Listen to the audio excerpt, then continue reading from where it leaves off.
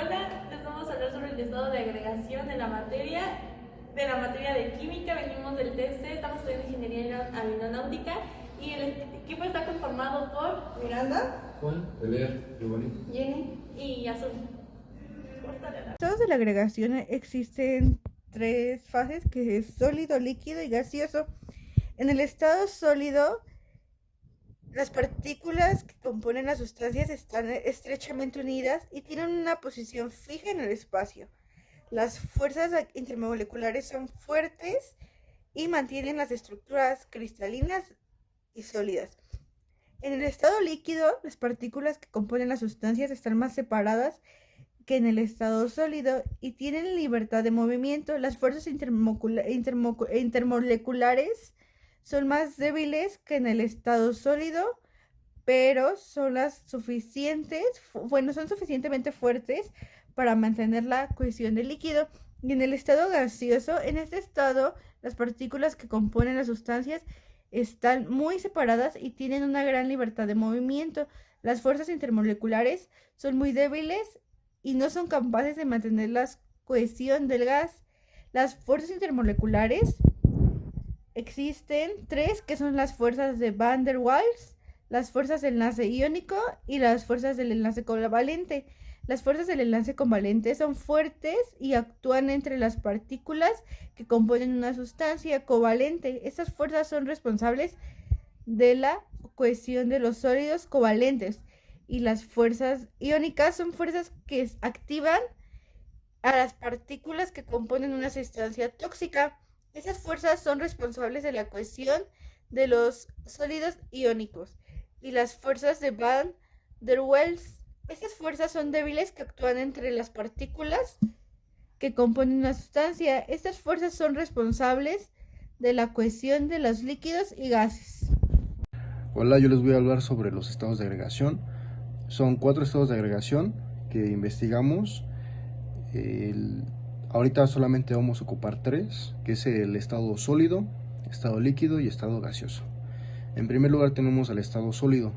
El estado sólido es un estado donde las partículas que componen la sustancia están estrechamente unidas y tienen una posición fija en el espacio. Las fuerzas intermoleculares son fuertes y mantienen la estructura cristalina del sólido. En segundo lugar tenemos al líquido, el cual en este estado las partículas que componen las sustancias están más separadas que en el estado sólido y tienen libertad de movimiento. Las fuerzas intermoleculares son más débiles que en el estado sólido, pero aún son lo suficientemente fuertes para mantener una cohesión del líquido. Y por último tenemos al estado gaseoso, que las partículas que componen a este estado están muy separadas y tienen una gran libertad de movimiento. Las fuerzas intermoleculares son muy débiles y no son capaces de mantener una cohesión del gas. En este experimento los estados de agregación que se están ocupando es el líquido y el sólido. En el experimento sucedió un proceso de solidificación, se le llama, cuando pasa de un estado líquido a un estado sólido. Como otro punto, las fuerzas intramoleculares son las interacciones que ocurren entre moléculas determinando propiedades físicas con el punto de ebullición, el punto de la fusión y la solubilidad A. Entre las diferencias de las fuerzas intramoleculares, enlaces covalentes, iónicos o metálicos, que mantienen unidades a los átomos dentro de una molécula. De las fuerzas intramoleculares que son más débiles, aquí hay una clasificación de estas fuerzas. Es la fuerza de dispersión, fuerza dipolo-dipolo, fuerza dipolo incluido dipolo y el enlace de hidrógeno, fuerzas ion-dipolo y comparación de fuerzas intramoleculares. Hola, voy a decir los tipos de cohesión. Existen diferentes tipos de cohesión, dependiendo de las fuerzas intermoleculares. Primero, es la cohesión débil. Es la cohesión que se produce entre partículas de fuerzas de Van der Waals, como los gases y los líquidos. Después, es la cohesión fuerte. Es la cohesión que se produce entre partículas de fuerzas de enlace iónico o covalente, como los gases y los líquidos iónicos. Y por último es la cohesión superficial. Es la cohesión que se produce entre partículas que están en la superficie de una sustancia y en el interior de una sustancia.